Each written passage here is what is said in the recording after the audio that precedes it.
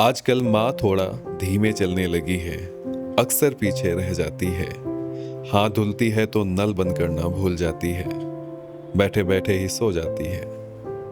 उसकी उम्र अब दिखने लगी है, महसूस होने लगी है। आजकल अपने कमरे में उसे कम अच्छा लगता है, अक्सर बालकनी में जाकर बैठ जाती है।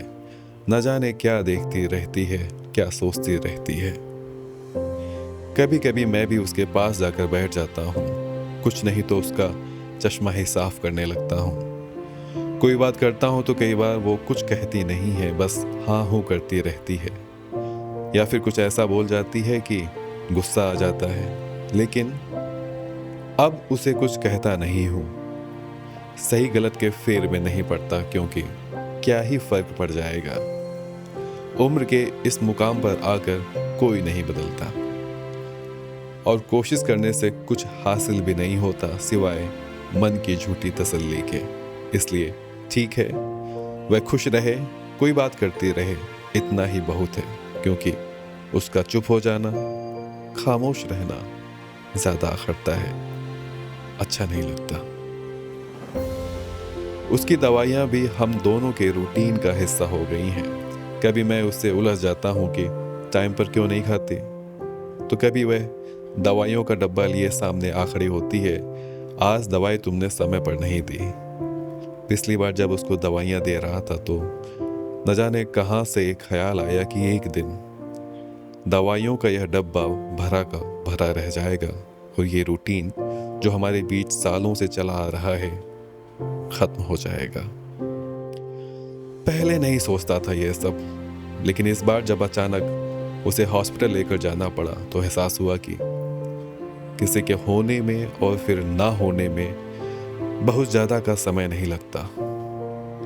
तुम्हें लगता होगा कि अभी तो बहुत टाइम है हमारे पास, पहले ये काम कर लेते हैं, वह काम कर लेते हैं, लेकिन तुम्हें पता नहीं चलेगा और एक दिन बहुत देर हो जाएगी।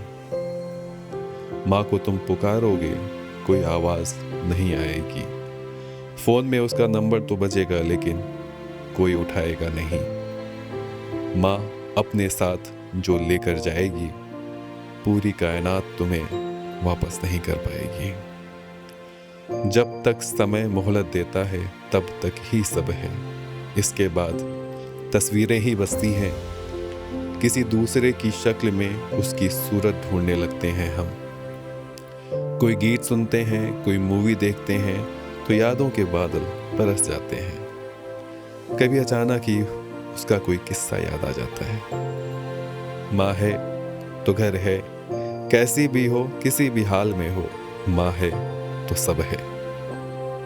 जाओ उसके पास जाकर कुछ देर बैठो, उसे छू कर देखो, उसके रूटीन का हिस्सा बनकर देखो, उसके हाथों की झुर्रियों को पढ़कर देखो, कोई अच्छी सी फोटो लो उसके साथ।